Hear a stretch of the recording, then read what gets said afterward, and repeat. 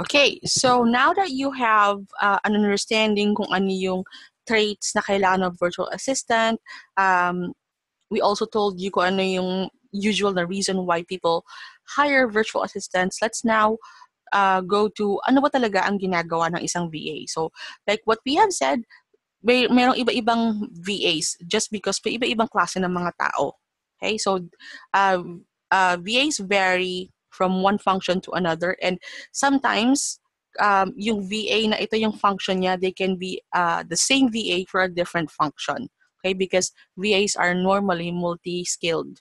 Okay, so virtual assistance is a very broad field.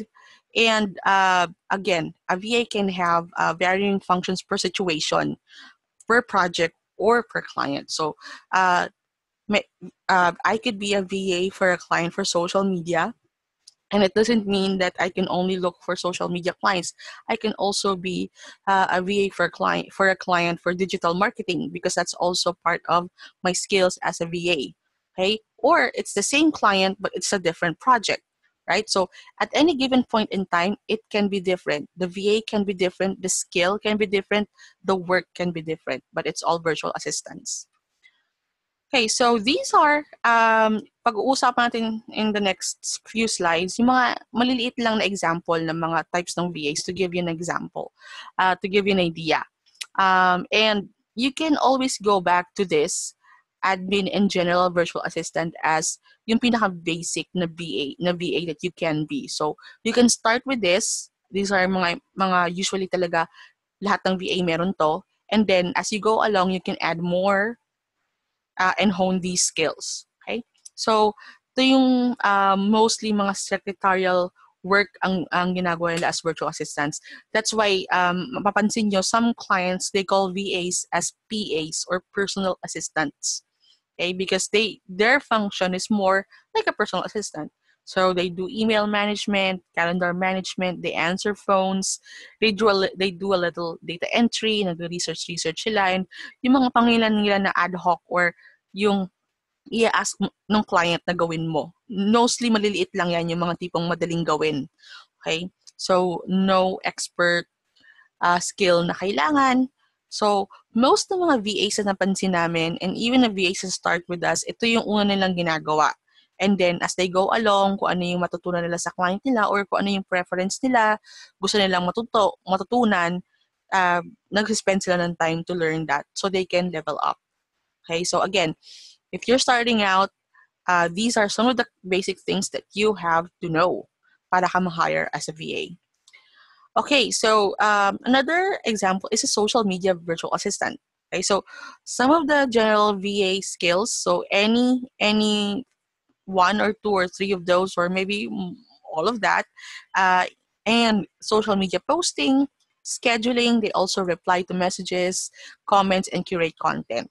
Okay, so now, when I say social media VA, and this is an example, it doesn't mean na ito lang ang ginagawa ng mga social media VAs. Some social media VAs are very advanced in their skills na they can do campaign, they can strategize. So, it's very, napaka-endless ng possibilities na pwede mong gawin as a VA. Okay, kung hanggang saan mo gustong dalhin yung career mo. And it's very important to note that as you go along, as you add more and become more of a virtual assistant, you have to charge more. Okay?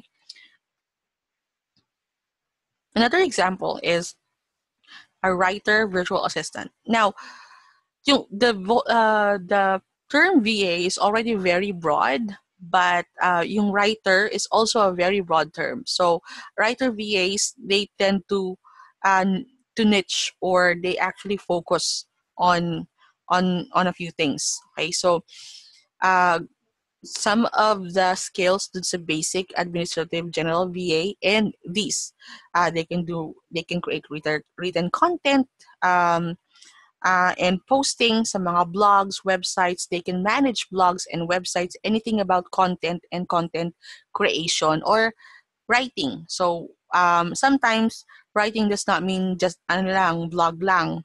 Okay, so there are different kinds of writing. So may mga technical writer, may mga SEO writer, may mga copywriter, meron namang fiction, non-fiction, meron ding writer for product description. Okay, so when we say writer, you also have to know anong klaseng writer ka. So if this is something for you or you're thinking of becoming a writer VA, then you also have to decide kung anong klaseng writer ka muna. And many more. So we all have varying skills and degree of expertise. So you can choose a niche or start as a general VA and branch out. Okay. Later on this course, you will have access to new activities namin and how to find your niche. And so kung aabot ka doon, that's a really good thing to do kasi malalaman mo kung saan ka talaga pwede. Pero walang masama if you don't have a niche. Okay? It's good to have, but it doesn't mean na hindi ka tayo magiging successful kung walang niche. A lot of VAs right now, yung mga experience, and even us, we started as general virtual assistants. Okay? So it's actually good kasi makakapag-try ka ng iba-ibang mga bagay. At least malalaman mo kung saan ka talaga pwede. Okay? And if you do decide on a niche, later on, may baka dadating yung situation na magagamit mo yung skills mo before. So that's also good for reliability and flexibility na makikita ng client mo. So ano ba ang kaibahan ng VA, virtual assistant, sa isang online freelancer or home-based worker? I could say na VAs are normally freelancers. They're normally home-based workers, but not all freelancers or home-based workers are VAs because VAs are multi-skilled. We're multifaceted. Again, we vary our function depende sa point in time, client, project, anong kailangan, situation. Okay, so most freelancers, they focus on one category, a set of skills, and yun ang ginagawa nila, and there's nothing bad sa ganon. But the industry of virtual assistants, very important flexibility, and that's what we are. We are multi-skilled and we can change our function. And that's what clients are paying for sa VA because they can rely on a VA to make the right decisions kahit wala sila. And that's what a VA is. Okay? Especially sa eyes ng mga client. So you might be wondering, okay, so anong skills ang meron ako? Baka meron ka na experience sa ibang work mo and you find out ganito pala yung skills sa mga VA and you don't have that, that's fine. Okay? Start with the skills that you already have. Unless hindi mo talaga ma-translate yung offline na experience mo sa online, then kung gano'n ang pangyayari, then you can actually go dun sa next module na next level, which is may training for basic skills. Okay? Pero most probably, especially mga call center agents, mga ganyan, marami na kayong alam sa online world. You just don't know how to translate that. Okay? So actually, hindi naman sa wala kang experience. Meron kang experience. You just don't have the specific experience. But you do have the needed skill. So that's also one thing that we want you guys to remember. Na sometimes we make an excuse na wala kasi ako experience, but you actually you do. You just didn't know. So this course will also help you realize that. So kung wala kayong experience kahit isa doon sa mga nabanggit namin, that's totally fine. We will have a training for you. And if you already have experience and hindi mo alam saan ka pupunta, then start with the skills that you already have.